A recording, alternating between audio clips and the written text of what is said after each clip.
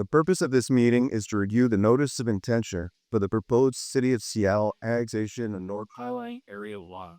Hey, could you get closer to the mic, please? Yeah.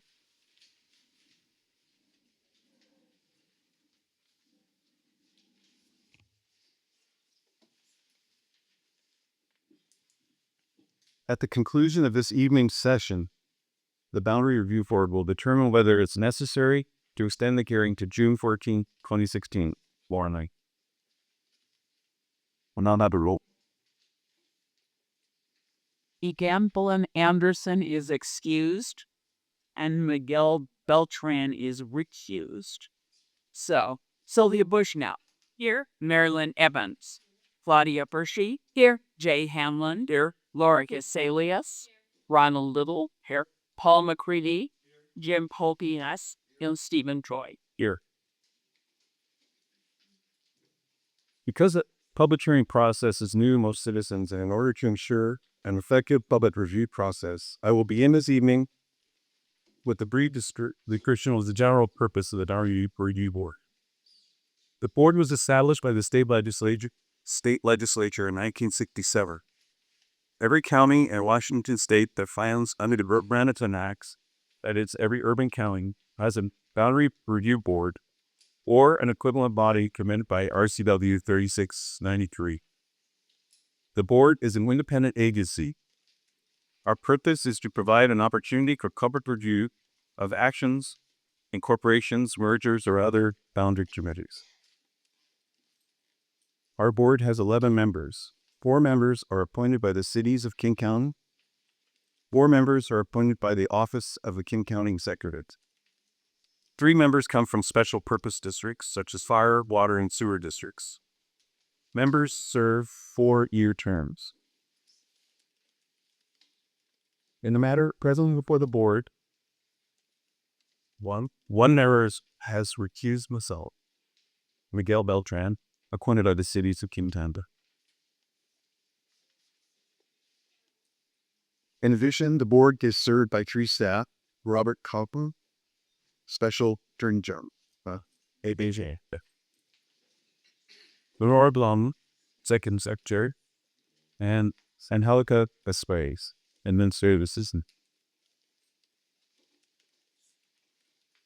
Okay, the public hearing will now come to order. The hearing is called to gather facts in the matter of the City of Seattle notice of intention for the annexation of a Highline-wide area. A public hearing before this board is a quasi-judicial review. That is, the board functions as a judicial body. A request for review before the board has been filed by a party as Stanton.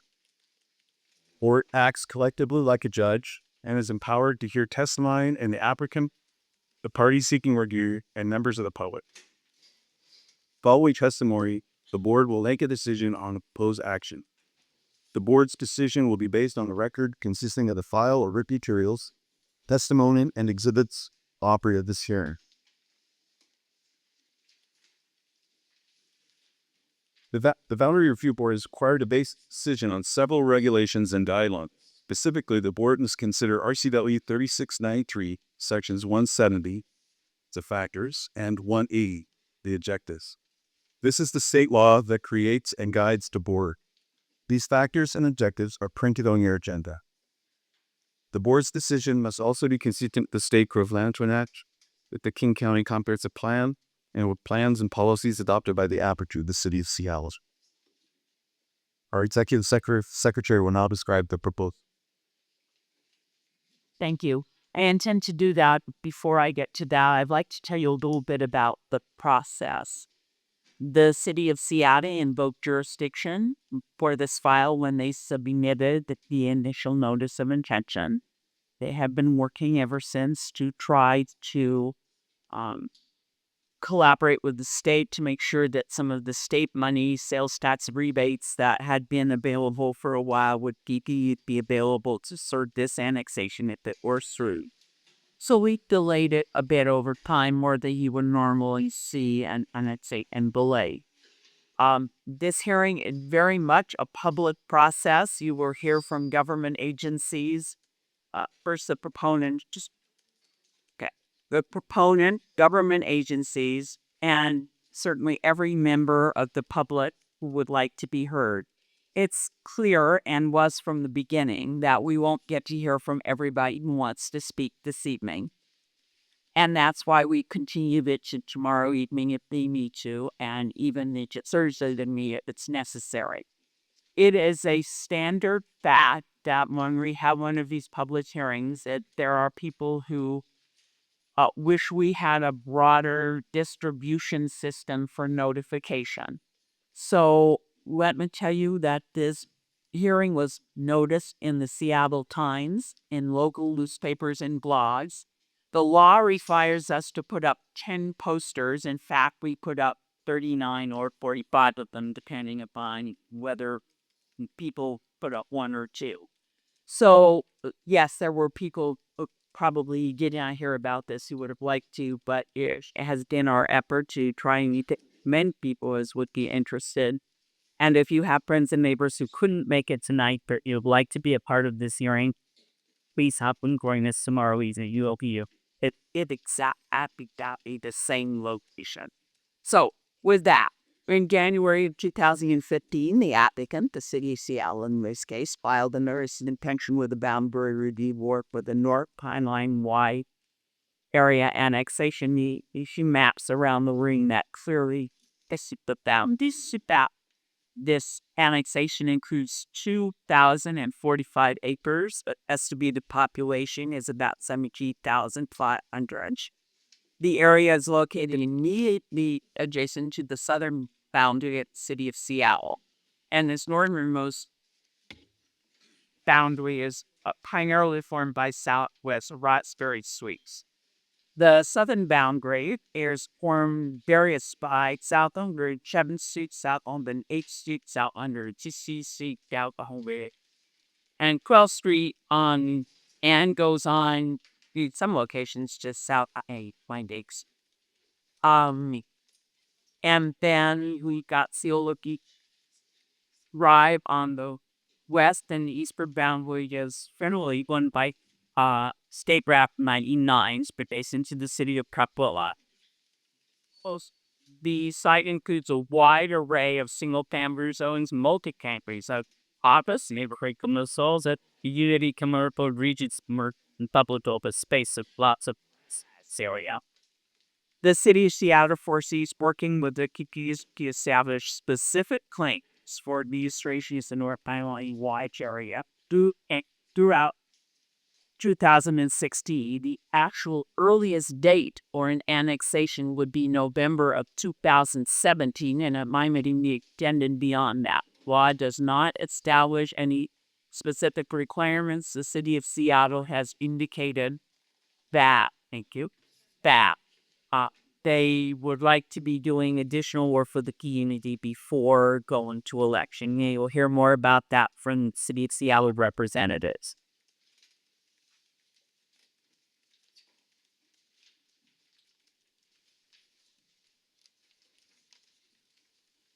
At this time, I will ask board members if there are members who have a conflict of interest, such as a personal interest or a professional involvement, which might affect your ability or the perception of your ability to caricature this proposal. At this time, will you please so indicate for the record?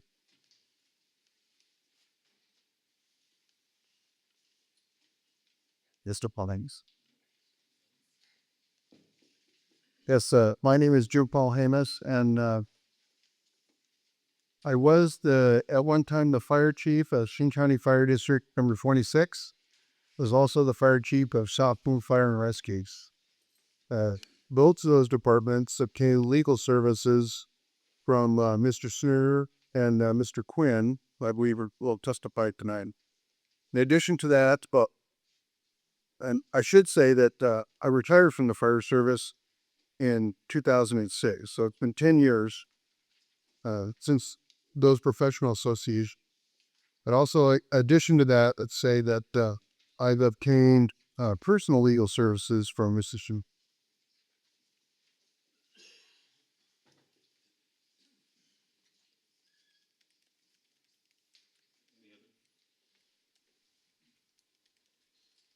Has any board member had ex parte communication with any interested party while this matter has been.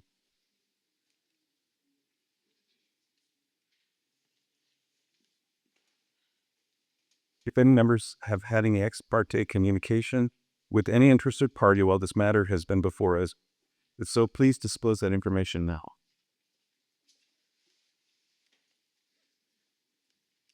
If anyone present here tonight has reason to question the ability of the board member to hear and judge fairly under the doctrine of fairness of fairness, please let us know now.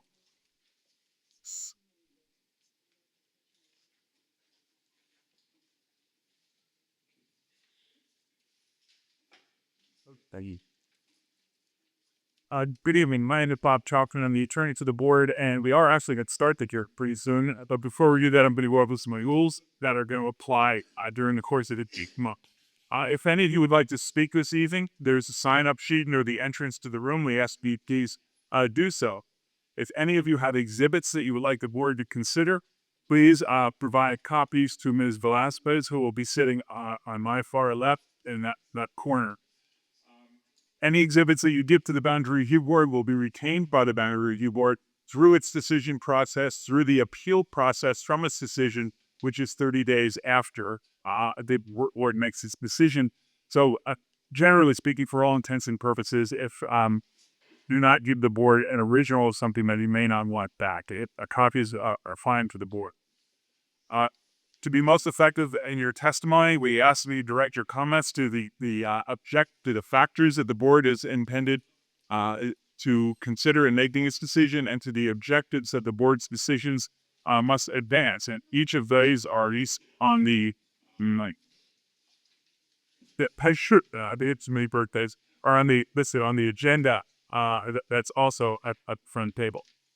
And we ask that you please be as possible. It looks like there's going to be a lot of folks here that are going to want to testify tonight, which is great. We want everyone who wants to testify to be heard. However, we do ask that you try not to be overly repetitive. If the witness has already come forward and made a point that you would like to make, it's obvious to remind us that a witness has already said something, and do you agree with that? However, the 3 minutes that the individuals will be allowed will be yours. In this particular case, the order that we're going to go in, the city of Seattle is they're the proponent of this annexation. They will be allowed 20 minutes for their presentation. Following the city of Seattle, King County representatives will have 15 minutes to testify, and thereafter, other governmental units who are interested will each have 10 minutes to testify. Following that testimony from governmental units, the board will take public testimony from community groups and individuals. Each recognized group will have 10 minutes for its presentation. Each individual will have 3 minutes per presentation. We're going to continue the public hearing this evening and tomorrow, and possibly in the Thursday if necessary, just to make certain that everyone who wants to speak is heard. We do ask that you respect the time and limitations that I just discussed. Ms. Velasquez will be operating a clock. She will be holding up a 1-minute warning, just like she is right now. And we ask that you keep an eye out for that. And when your time is up, we ask that you please wrap up your comments so others can speak. To ensure that an orderly process, what we're conducting here, folks, is technically considered a quasi-judicial proceeding. We just have a 50-cent word, a way of saying we want to conduct ourselves to the extent possible as if we were in a court. Do we want to have the same decorum that we have in a forum, which basically means if you agree with somebody, something that a witness is saying, please don't cheer, please don't clap, and if you do that in a court, so please don't boo here. Similarly, if you disagree with the speaker, and the time to express disagreement is when it's your turn at podium. Is up to a form any noises from the audience. Only the board members may ask questions of the speakers. If the board member does ask the question of the speaker, the time that the speaker takes to answer the board member's question is not counted against the time. I'm the attorney to the Boundary Review Board. If the board has any questions of law to be referred to me. Following the testimony by the proponents and other governmental units and groups and individuals, the applicant, the city of Seattle, will get the last word. They will have 10 minutes to do a rebuttal. As the city knows, a rebuttal is not the opportunities for the city to present its case all over again. It's an opportunity for the city to address points that speakers have made in the course of the public hearing. When testimony and exhibits are accepted, the board will close the public hearing and will start its deliberations. I'll just make a comment now. Sometimes and that's not going to happen this evening, and may not even happen tomorrow evening. We'll see how it goes. But when the board closes the public hearing, it starts its public deliberations. It might appear that we're ending the meeting and almost inviting people to leave. That is not the message we want to stay. The board's deliberations are part of the public process, and you are welcome and invited to stay during the board's deliberations as well. After the board conducts its deliberations, it will instruct staff to prepare a resolution and hearing decision, which will embody the decision of the board. It's anticipated that the board will take that resolution hearing up at its September 2016 regular meeting and will act on it then.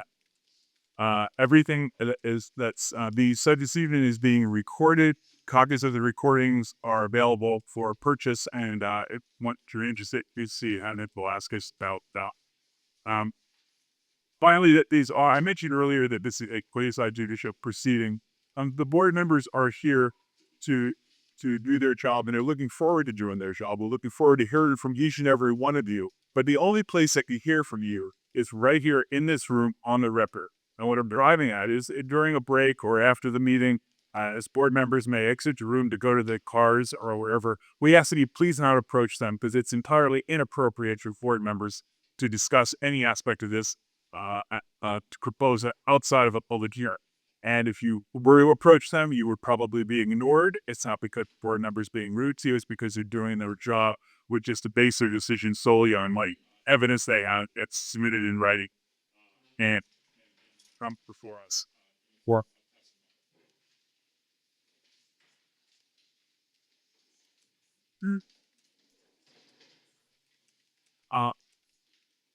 So at this point, I will ask those who will testify to stand if you're able.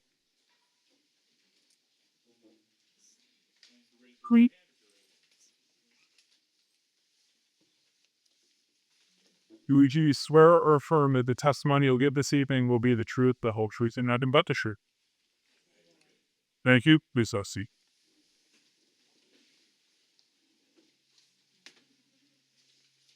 We'll begin with calling people to testify now. I would like people to know that in the audience we have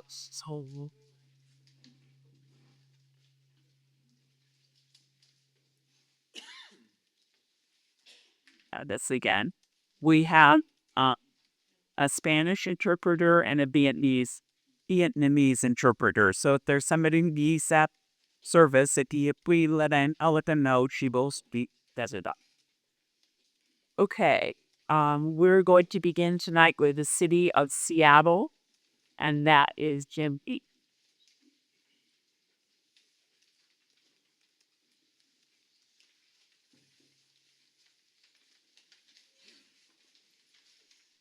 Thank you. Good evening. My name's Troy, members of the board, members of the BRB staff, and members of the public and the unit.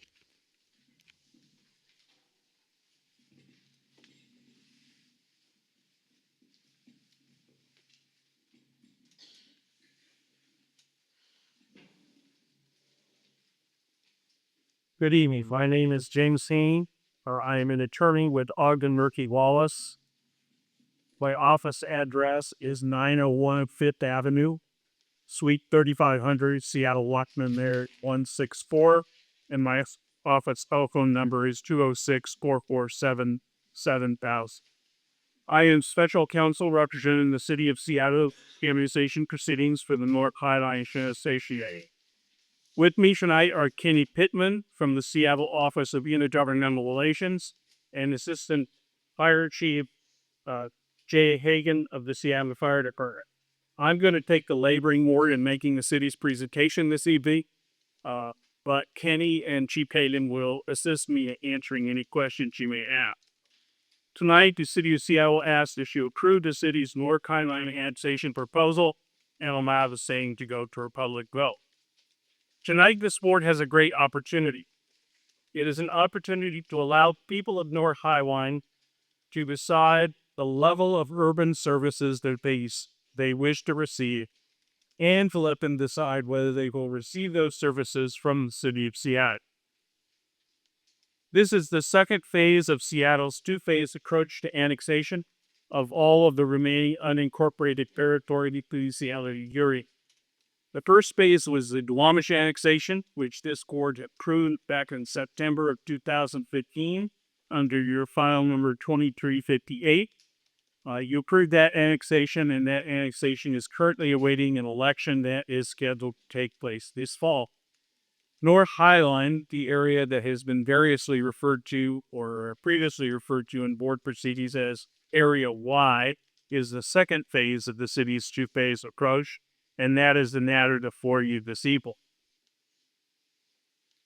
Seattle and other jurisdictions in this area have been working for years with the goal of providing the unified government structure for the North Highline area, and the opportunity you have tonight is to allow the people of North Highline to decide whether the unified governance should come from the city of Seattle.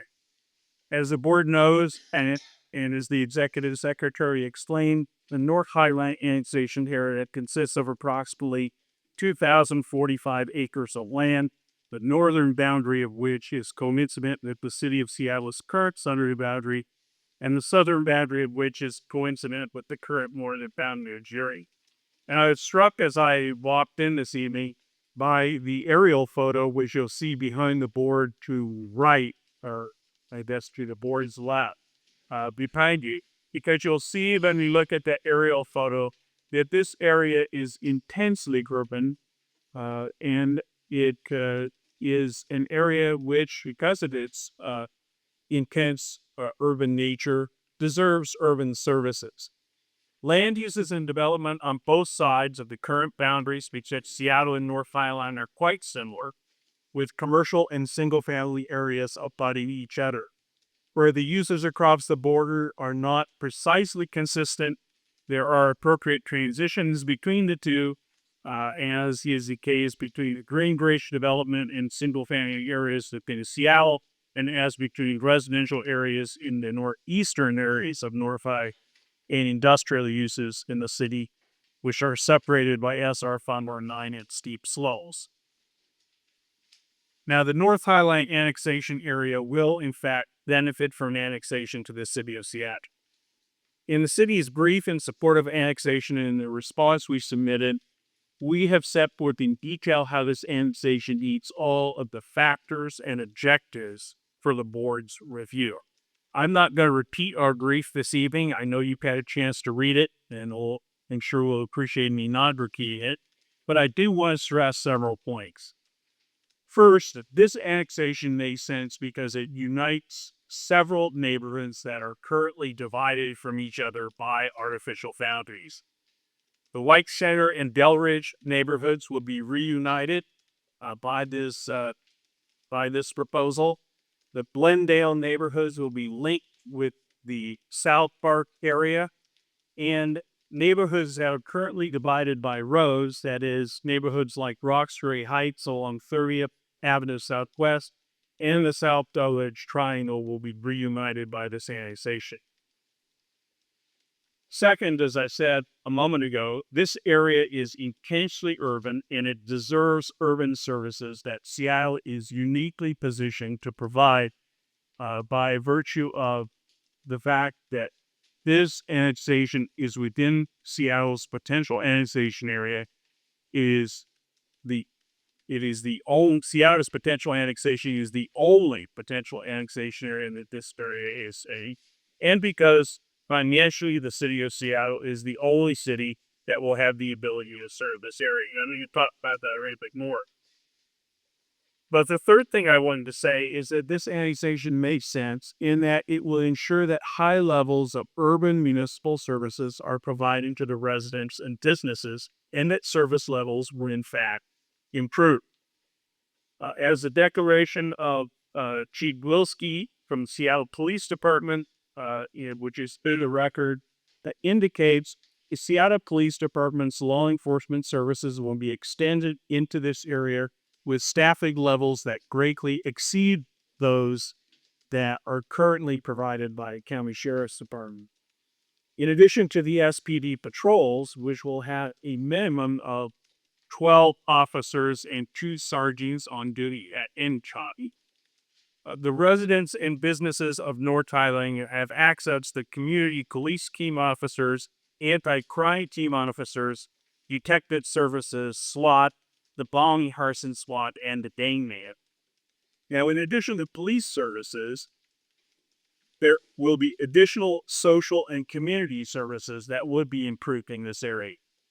Seattle will offer, through its Department of Neighborhoods, neighborhood matching grants, key patch community gardens, public outreach and engagement liaisons, and finding fixing community watch.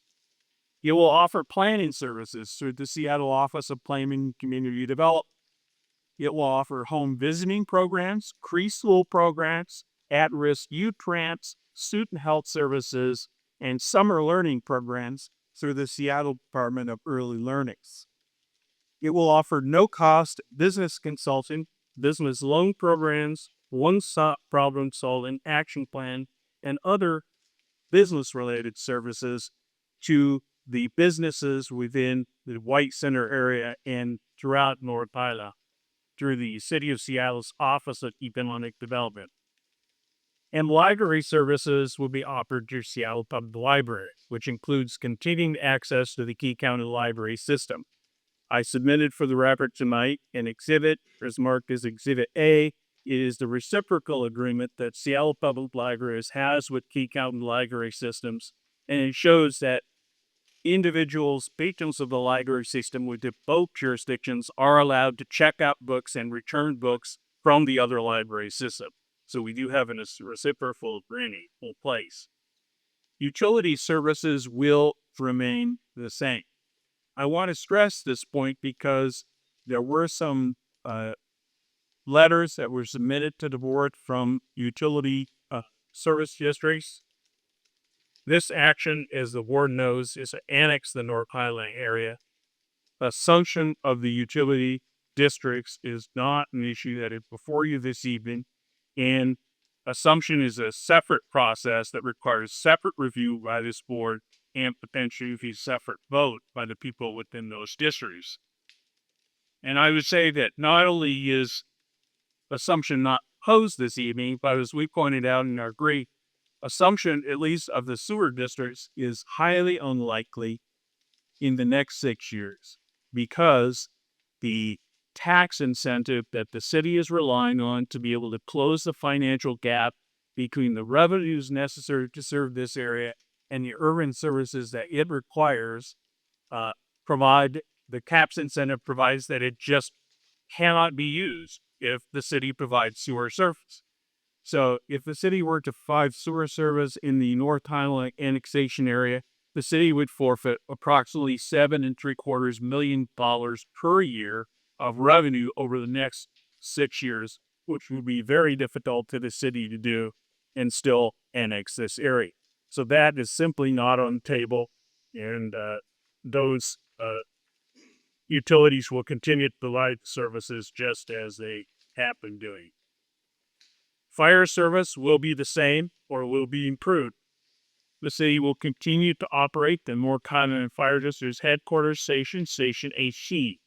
By virtue of the law-related annexation, as the city annexes into this area, it acquires the assets of the fire district, and if it annexes into North Highline, it would acquire the headquarters station at Key. The station will be staffed 24/7 with an engine company consisting of 4 fire professionals, one more than the district currently staffs the engine company with. Response times for Engine 18 will be the same as they are currently for Station 18, but there will be no personnel. The city also has 3 fire stations through reasonable proximity to the North Highline annexation area that are available to provide service in the event of a major incident. And if you look at the board, which is up, it's second from the left as I'm facing the board, so be on the board's right. There is a map showing these fire stations. You'll see that Station 18 is located approximately center left in the annexation area, just to the bottom of the annexation area. And you will see Seattle's fire stations, the 3 fire stations 37, 11, and 26 that are available to provide service in the North Highline area, should that be needed. As our materials indicate, the response times from those fire stations are approximately a minute to a minute and a half longer than they are at Station 18. Seattle will also provide specialty fire services to the North Highline area that others cannot provide, including hazardous materials response team, a technical rescue response team, and in-dive rescue response team that will all be available to provide service in this area. Now, we know that both Fire District 11 and Fire District 2 has submitted statements in opposition to the annexation, and I want to address those objections just briefly. I will address them again in rebuttal after we hear what the districts do have to say. But first, I want to say that the City of Seattle recognizes that there is a response issue with respect to ALS services. As we pointed out in our response brief, if we were to provide ALS services from the current fire station at 32, which is located at Southwest Alaska Street in West Seattle, the response time would be 14 minutes. And as everybody knows, that is unacceptable. It's unacceptable to the City of Seattle, and this is something which the City of Seattle will need to work on. There are a number of possible solutions to that. There are things that Seattle has looked at before, such as moving the medic unit from Station 32 further south towards the annexation. That's one possibility. There's the possibility of making the engine company a paramedic engine company, which Seattle has done at times in the past, the station paramedic on the engine. There's also the opportunity to look at mutual aid agreements or an agreement with South King County Medic 4 to allow them to respond automatically into area. I can tell you that the Seattle Fire Department can and will solve this issue so that residents and businesses of North Highline will receive ALS services in a timely manner, commensurate with what Seattle's current residents and businesses receive. I'm sure the board can appreciate that Seattle is not going to annex an area and provide services to it, which are very, very much less than what is provided in other areas of the city of Seattle. It can be done. But I do want to say that this is an operational issue for the Article. It is an operational issue that the Seattle Fire Department can and will resolve. And it should not be grounds for denying this annexation. The Seattle Fire Department is very much a professional fire organization, as I think everyone would appreciate. And the Seattle Fire Department will find a way to provide services to the community in the most efficient way possible. Which automatic aid, you see how it does use that automatic aid is beneficial. Seattle is currently involved in discussion with other agencies to formalize automatic aid agreements. There are a number of logistics to work out, as you would expect in something as large as that. And for those that may not know about automatic aid is a situation in which the closest fire unit responds to a fire call regardless of political boundaries. So if a call comes in, the closest unit goes without the need for anything to be called out from another jurisdiction. In contrast to that is mutual aid, where a jurisdiction has to actually request service from another agency to come in or help. But Seattle was looking at automatic aid agreements, but again, we believe that is an operational issue that and not one that should be used to deny this annexation. As you can see, Seattle has not needed automatic aid in the past because it has fire stations which are close enough to provide service throughout the Seattle boundaries. And these 3 fire stations that the city has, 11, 37, and 26, when you couple that with North Highland Station 18, will be adequate to serve. Fire District 11 has also raised the issue of the timing of this annexation versus a timing of the Blanche annexation. And as we pointed out in our response, Seattle's agreement, the Fire District 11, will cover some of those possibilities, but the state RCW 35.02.190, ensures that all areas will get served regardless of the simplex annexation year. Finally, Fire District 2 has raised concerns about their ability to serve both Huron after the annexation, and as we had no response, the agreement under which Fire District 2 claims that County and Seattle are obligated to provide it with land expired in 2012, and I think it is free until the county is going to address that in their presentation. But Seattle does not have a responsibility to provide Fire District 2 with land. Seattle is willing to sit down to Fire District 2 to discuss how North Fury could be served after annexation, and there is currently the schedule for June the 29th of the which my understanding is that Fury is the district that available to meet with the city to discuss those options. He intends to do.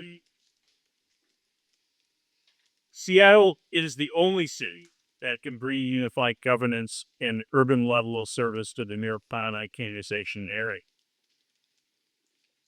As we mentioned in our opening brief in this matter and also our response, other cities are not able to provide service to this area. If North Highline is going to receive urban services, if it is going to be served by a city and be within a city's boundaries, Seattle was where it will have to go, since Seattle is the only one who has North Highline in its potential annexation area at the present time. Burien can't do it. Burien came to you, asked for the ability road voters to annex North Highline. Burien was given that opportunity. That voters overwhelmingly rejected that annexation, and Burien has now taken this area out of his potential annexation area. But not only is Seattle the only one with this area in its potential annexation area, but Seattle is the only city that has the financial opportunity to provide the services to North Highline. North Highline needs urban services. To get those services, it has to be in a city. The county is simply not equipped to provide those services because it is a regional entity that is equipped to provide regional services. And the reason why Seattle is the only city that financially did this is because the tax legislation, which the legislature passed in 2016, basically limits the tax incentive to this annexation. In order to qualify, annexation had to be filed by January 1, 2000.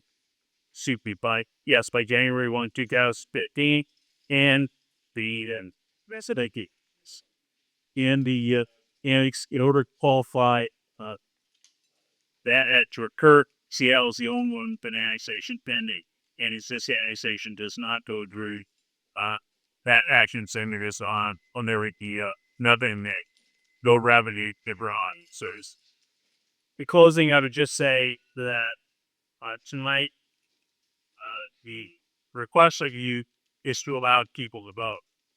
We're not asking you to decide that the North Highline area come into the city of Seattle.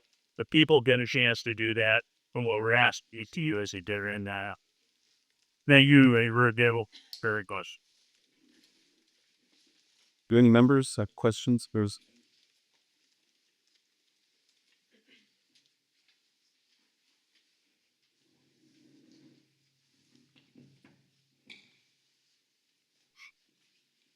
Good evening. I have two questions with regard to the fire service and the ALS. You discussed options. Does City Seattle, for the city itself, have policy or guidelines on minimum thresholds for response time for ALS, or policy line equity and how it's served around city?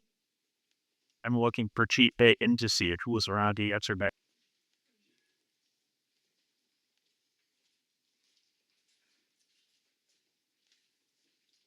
Good evening, members of the board. My name is Chief Jay Hagan. On behalf of Seattle's Fire Chief Harold Stockings, thank you for the opportunity to address it this evening. I do have just a few comments that I think will address your question. Beginning, ladies and gentlemen.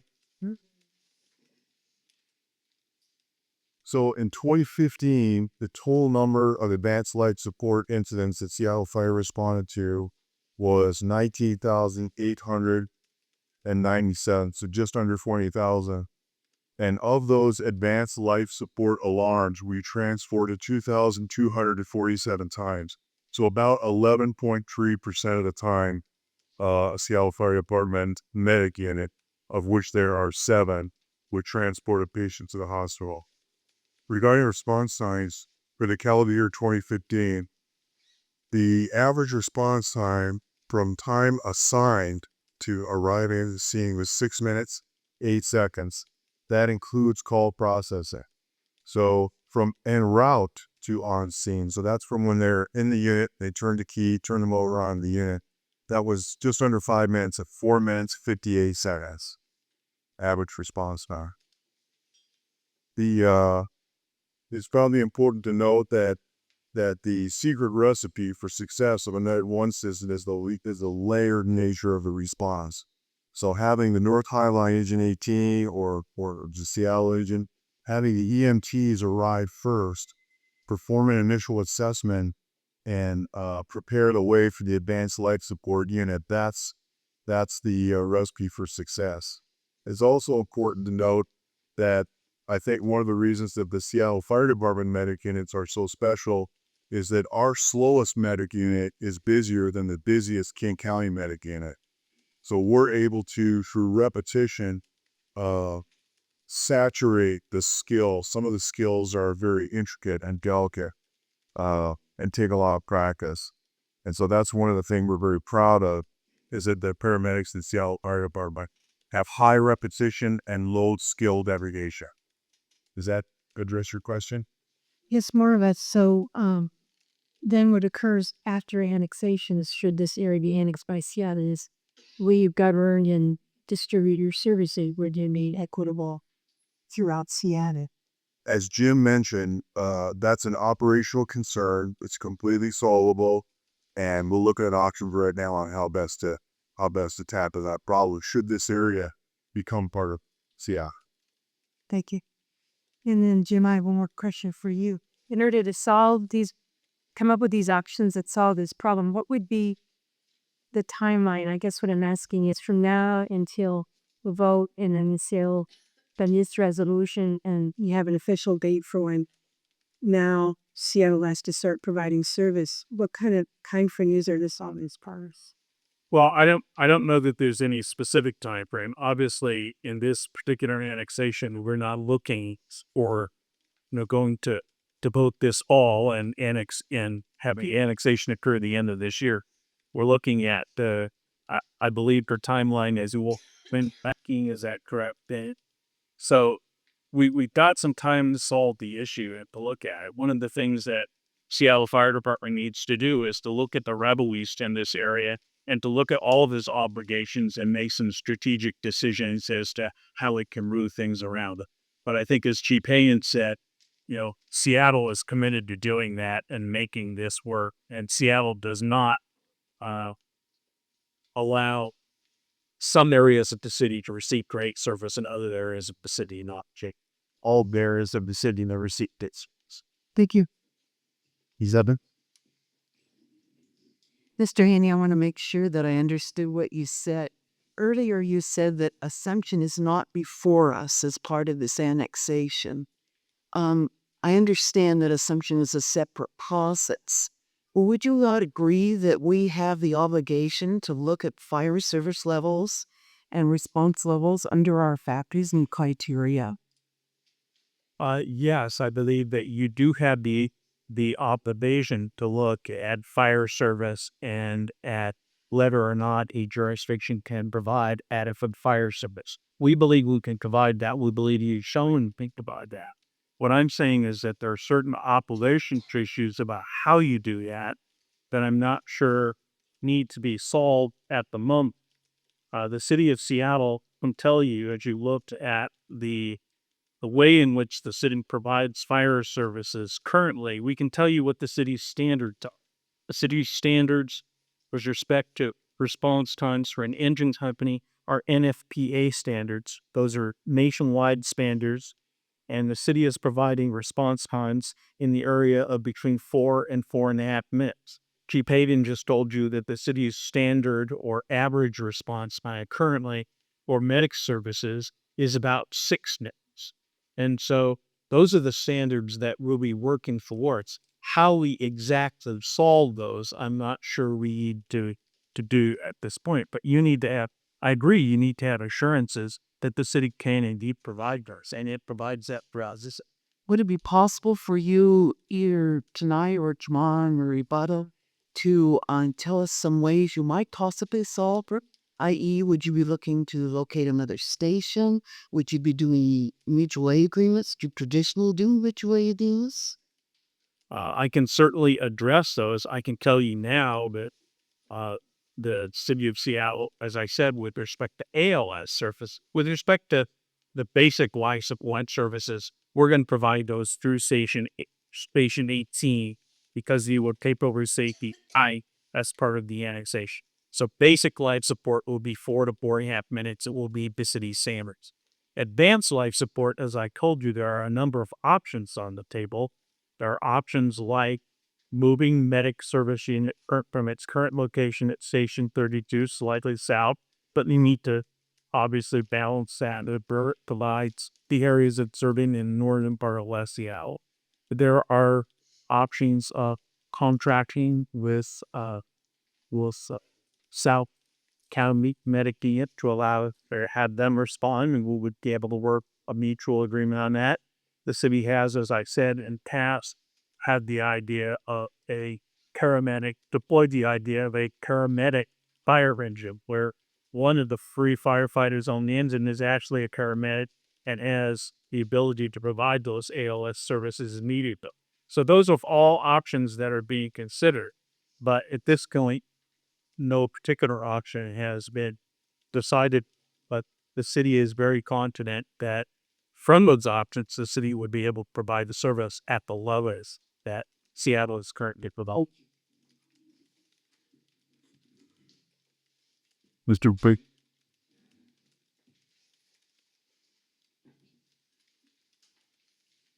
I have two questions as well.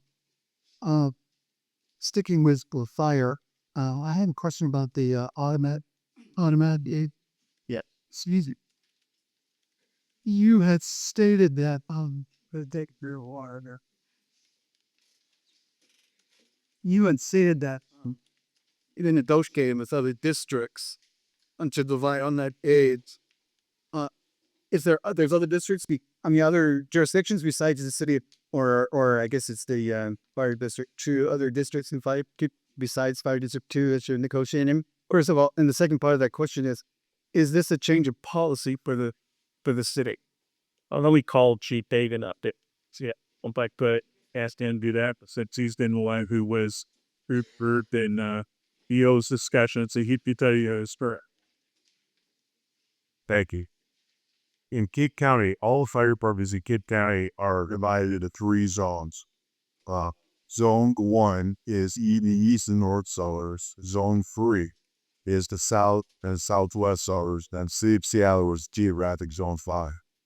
Currently in Zone 3, there are automatic gate arrangements happening right now today. They have formed a training consortium where they share training expenses and opportunity, and actually had quite a bit of success with that. And they also respond in an automatic 80 basis, which, as you said earlier, is closest unit goes, regardless of political boundary. So that's actually happening pretty well until 3.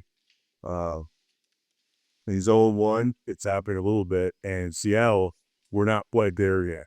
We do have mutual aid agreements. For example, we routinely send a Seattle Medicaid north into Shoreline to cover their heat, and they do the same for us. We also send all of our ladder trucks from Northgate up to Shoreline. The mutual aid is a written agreement that everybody agrees to in advance, but we still have to pick up the phone and make call iron burn. So this, the negotiation for the automatic gate is the countywide, basically. With CL, it's not just the one district. It's changing. It's both. It's both. It's an effort that's happening countywide. And for example, we learned from other regions of the country, the Los Angeles area, the National Capital Region, your Palo Road area, that these automatic gating arrangements can be very fruitful, very rewarding for all but A to Z ball. And we're just a little bit behind the curve on that. But it is a goal of ours to pursue those, not just in this instance of countywide. This another question here, and it doesn't involve fires. You had listed many services that Seattle will be providing the area, and particularly the social services. And actually, this may be a question for Sheen County and not you. But I just wanted to know, do you know what services that the city will be providing that are not offered by Sheen County? Well, I'll let this ring and talk about that, but I can tell you right now that my understanding is that King County have very little in the way of human services that it provides in this particular area, and that the city of Seattle's, particularly the visit services that Seattle will provide, the early education services that Seattle will provide.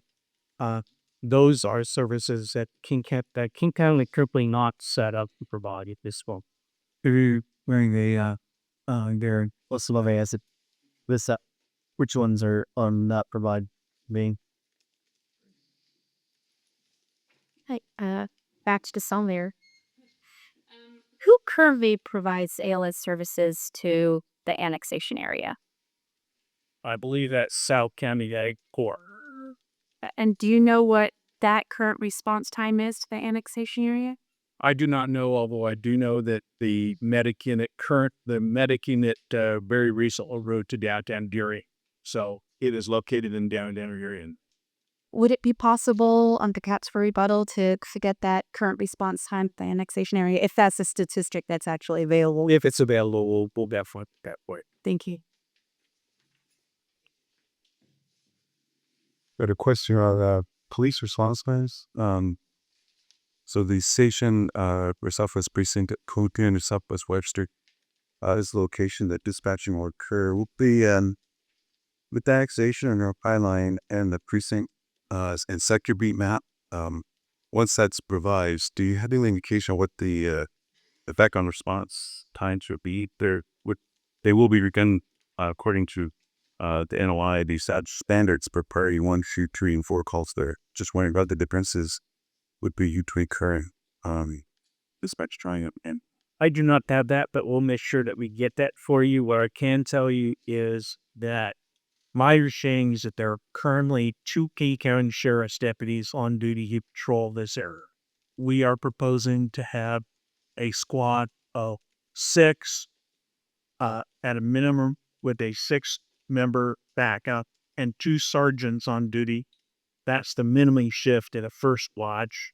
And that rises to 8 officers, an 8-member squad, and an 8-member backup surge squad, I guess they call it, with 2 sergeants during the second shift or second watch. So there's going to be a lot more police officers out there, and they will be patrolled. Plus, you have the Korean police officer who is out there going around all the time, checking on things, checking trouble areas, and so forth. And you have the anti-crime team officer who is also in the area. So we're planning on putting a lot more police on the streets to serve this area that are currently out there. Yeah. And I take that back. The Apri, I believe, has 2 officers, 2 sheriff's deputies out there now. And maybe there's also an officer at the storefront, which is there is a big storefront where he had a sheriff's department maintains a storefront in White Sun. And so we'll have a lot more officers and add 1D and 1 ad bit patrol. There are more questions from the court. Mr. Chair, will we have a chance to talk about fees with water and sewer districts at some point, or should we ask our questions now? And wait, what is your space? Do you see? Do I?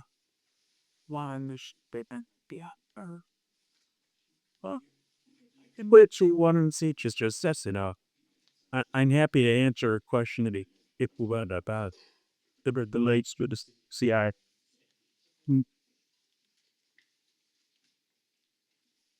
I think, and I don't have it right here in front of me, but I had some. I think there was information that the sewer and water fees would go up exponentially under the assumption by the city of Seattle.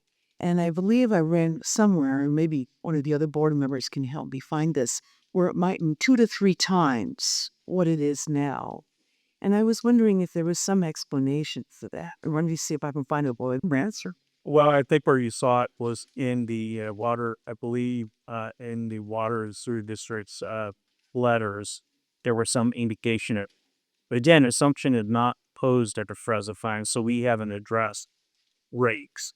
I can tell you that with respect to utility rates in the area, the water and sewer districts they continue to serve their customers in the area. We are not proposing assumption at this point. The rates should stay the same, with one small exception, and that is that the city of Seattle, to all utilities that operate within the city's limits, the city does charge a franchise fee to those utilities, but that franchise fee only recoups the city's costs of actually administering the franchise system.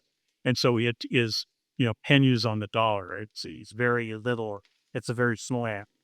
So you will not see the types of utility fee growth that the water and sewer districts say, because we're not proposing assumption. And again, this if the sewer, it would be suicidal for the city of Seattle pursuing to the sewer represented that issue. And that's with the caveat of a 6-year time frame. Beyond that, other things, assumption may happen.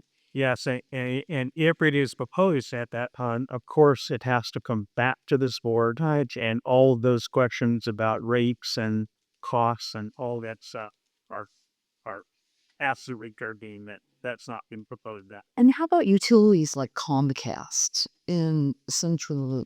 Does the city have a surcharge on those that is different than what the county has?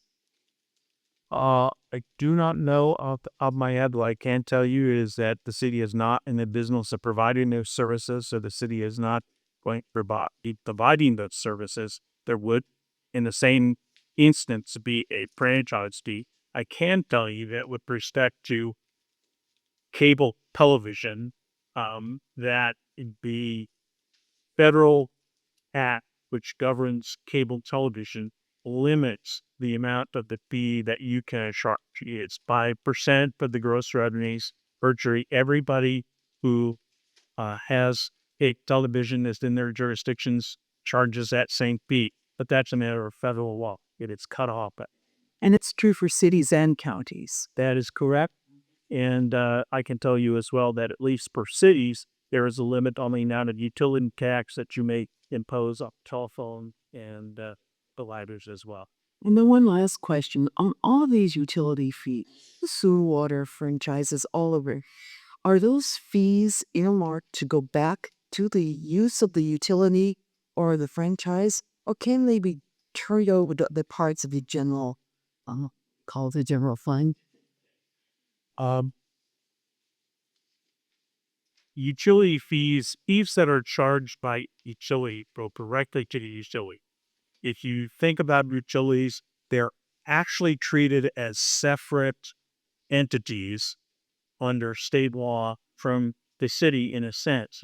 They're a separate enterprise fund is what it's called in state law. That's the word I'm looking. Yes, it's separate enterprise fund is what it's called in the state law. And a utility that charges its utility fees, those fees go back directly to the utility, and the utility uses those to provide utility service.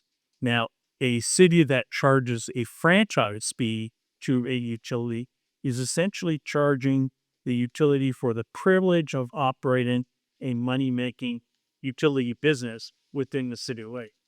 Those franchise fees that jurisdictions charge go into the general fund. They are not limited to facility because the management of the franchise comes out of the general fund and therefore about BDC.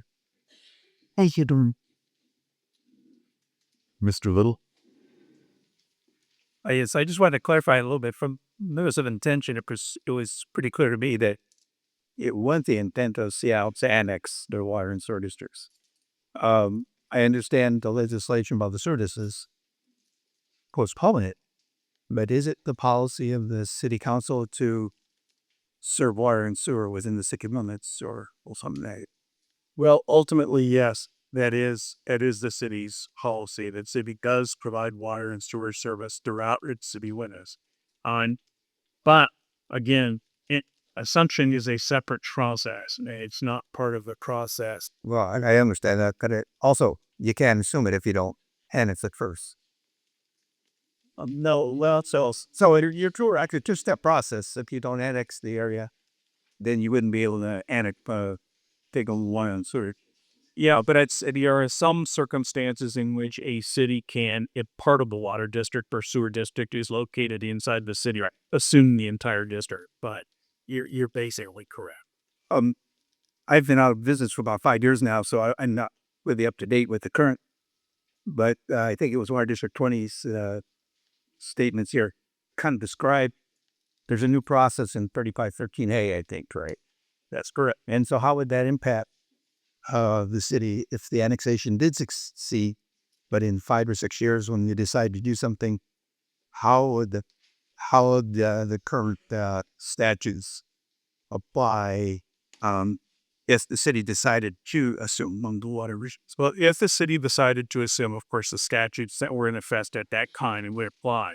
But the way that the current statute is worded and the major change there is that the statute now says that upon assumption of a water and sewer district, first of all, city would have to pass an ordinance to assume. It would have to file a notice of intent with this board. This board would have to approve the assumption. The city would then pass the assumption, and then there would be a referendum process, which is available to voters within the water or sewer district that is being assumed, whereby they could ask for a public vote on the assumption, and if they voted against assumption, the assumption would not occur. So that is what is new. Okay, and so is that of the entire water district, or is that just the what portion of the water district that's within the city needs? I believe that is, I believe that it is if you're assuming the entire water district, it would be the entire water district. If you're assuming only a portion, I believe that only that portion. Well, I'm sure we'll be able to ask water research. yes, and I can certainly look at that as well and give you assurance. Any question? Thank you, Mr. Ned. Thank you very much for your attention, and thanks to all people here for being here. I know it's those of us who get paid to be here to stand before you. I know we appreciate all people who aren't getting paid. They have the opportunity to come out and talk. And Seattle's very listen all folks here who appreciate your culture.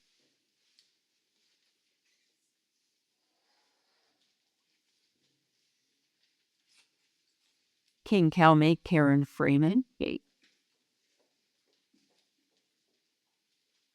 Yes.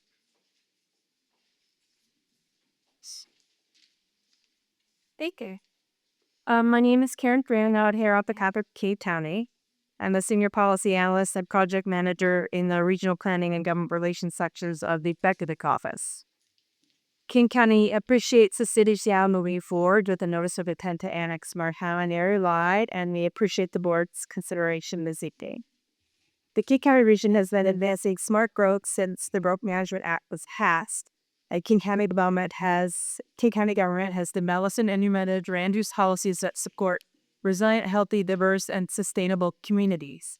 This policy development has included an ongoing conversation with our city partners that has taken place in the last decade as cities claim the unincorporated parts of the county that have become urban and therefore need to move into neighboring cities as envisioned by GMA so they can receive the urban level services they need.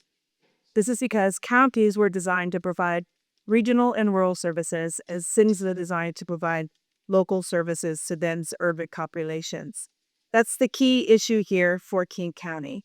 Carefully transitioning our last remaining urban islands into the cities that have claimed these areas so that the citizens in these areas get the urban level services that they desperately need.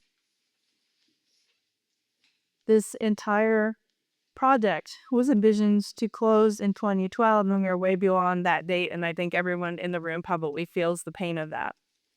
I've been working on the North Highline annexation since 2007, though many of you and others in the room has been working on this issue much longer. Folks will recall that North Highline is the only urban island in King County that was claimed by more than one city as the potential annexation area. The cities of Burien, Seacack, Seattle, and Tukwila all claimed parts of North Highline as their PAA, thus creating overlapping designations. This has never happened before, nor since, and in fact cannot happen again because the countywide planning policies, which were created in partnership with the cities in King County, now prohibit overlapping typification.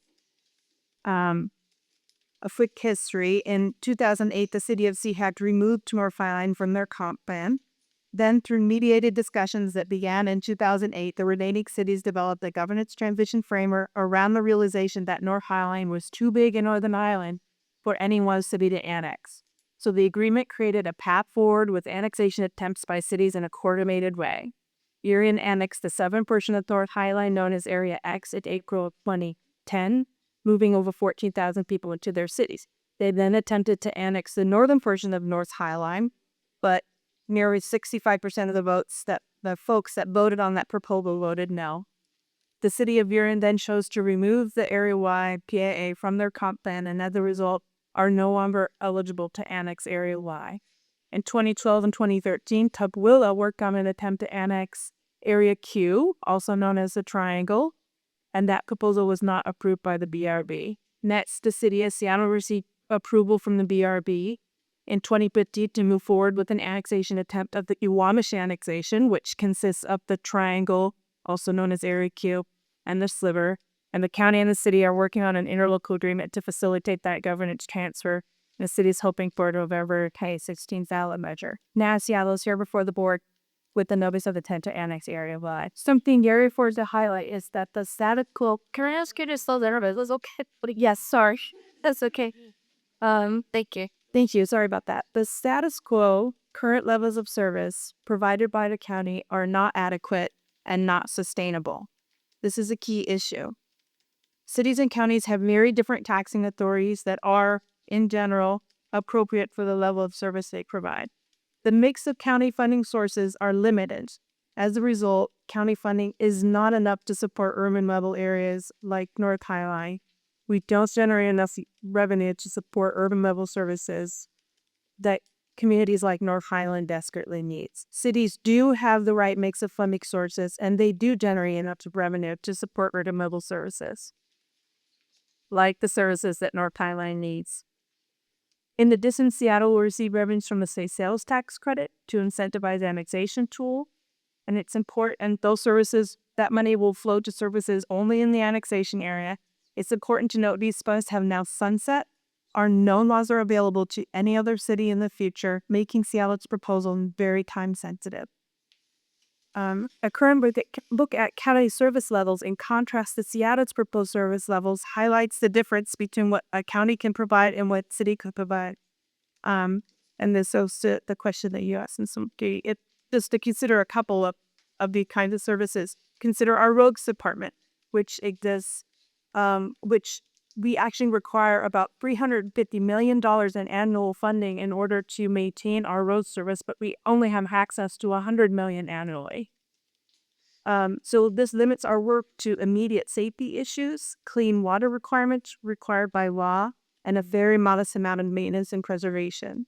At this level of funding, infrastructure continues to deteriorate, We've reduced our staff by 45% and are only able to crowd 15% of the roads during snow events.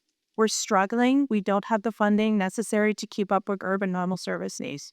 Seattle, by contrast, has a healthy transportation budget funded by a $930 million levy. Consider police services. The King County Sheriff's Office currently staffs North Highline with 2 deputies on the street and a sword print deputy.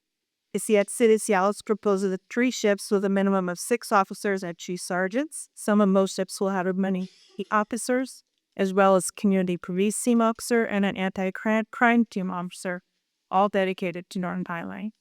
For human services, King County spends $20,000 annually on local human services in North Highline to help fund the local food banks. That is it. The City of Seattle's Human Services Department provides $89 million in annual funding through 450 contracts to nearly 200 agencies that support Seattle's most vulnerable residents each year in a city of 600,000 residents. This King County does provide some regional human services, and I provided an exhibit to Angelica to distribute another here. We provide these services through a regional levy to King County's 2 million residents. Excuse me, sir, and that's the bean on your table thinking. Mr. Haney mentioned economic development. They have an entire department and teams that do that. We have one FTE that works on regional economic development and that mostly focuses on large sector services for community planning. And the City of Seattle has an entire department that does this. We have one FTE that works on community planning for all King County.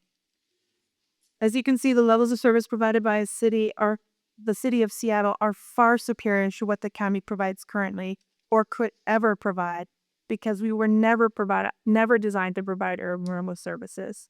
That's a city's job. And the City of Seattle is uniquely qualified to provide urban rural services to North Highland due to the size of the city and the application of the sales tax credit to fund services in the annexation area, which they grandfathered themselves into. I just wanted to mention briefly the MOU transition framework that to clarify a couple points that Fire District 2 made in their memo to the board. The district stated that the transition framework document was a standard mode document with no sunset date, and with all due respect to the district, that's not the case. I sat these documents with the executive when they're created in 2010. They were part of a package. The transition framework was an attachment to the Memorandum of Understanding document. Both documents have the same date noted on them at the bottom. And in fact, item 5, page 1 of the MOU states that the transition framework is an attachment. The package of documents, which included the MOU and the transition framework, were in catch-up until January 1st of 2012, and the MOU stated that in its title item number 10, page 2. In the 4 years since the package of documents expired, no one from any jurisdiction has brought this issue up to me or to any of my other colleagues of the county. The county has repeatedly encouraged all service jurisdictions to plan for their eventual future state of annexation into a city or cities, and to plan for all various potential outcomes, of which there were many because of the overlapping designations. In addition, North Highland annexations of various forms have been before the board on 3 separate occasions over the last 6 years, and we've all been here with the board talking about what's coming next on those 3 occasions. In addition, we've sat in a room together through many mediated discussions that have taken place.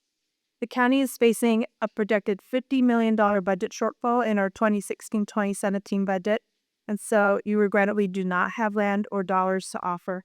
But we do stand ready to participate in conversations to find creative solutions to all the issues that arise from the North Highland annexation. In closing, the county fully supports realizing the vision of GNA in which resident and urban areas receive the urban level services they need. Seattle's proposal realizes that important vision for North Highline, and King County is fully supportive of placing this issue before the voters for their consideration. We thank the board for your consideration of this proposal and could entertain any questions. Any questions from board? Going back to the services that the county can't provide. It's a pop-up or a DOS of those just to the list that and you claim that they're not going to be created to providing. So I just like to have a list of what services you can't provide and you consider will. Yeah, I can do that for you.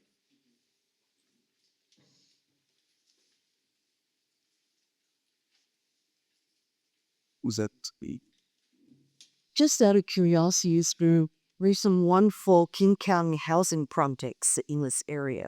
What will happen to those after the inspection? So the King County Housing Authority is a separate governmental entity that's not related to King County government. We do have our own small housing division within our community and human services department, but most of that work is shepherding federal cash dollars to projects in Ihauki. So King County Housing Authority operates separately, and their projects will continue to move forward. On the transition framework, can you get some background on the thinking regarding the land for any fire station and more bearing? What was the? Because I realized that expiration 2012 and in Sesame, but what was the thinking in 2008? So I think that we were highlighting issues that were presenting themselves, that were challenges that we needed to work together to solve. My chief of staff at the time said, "Hey, by 2012, the King County-wide planning policies envisioned that all of these annexations would be completed by 2012. At the time, we had 12 large urban islands. We've versus the gorge.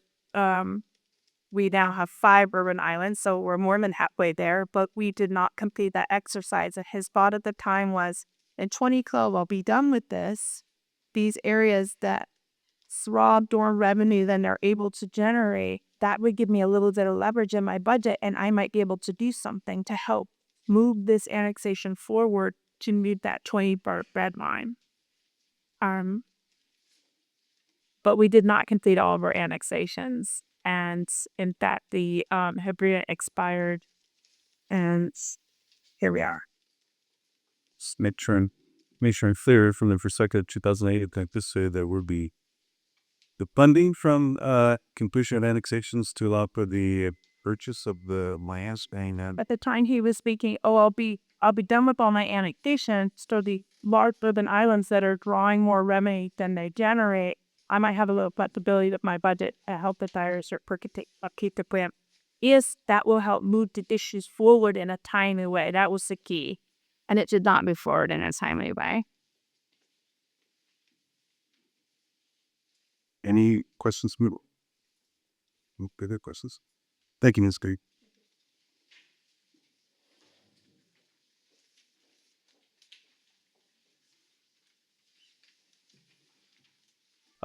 The board is going to have a 5-minute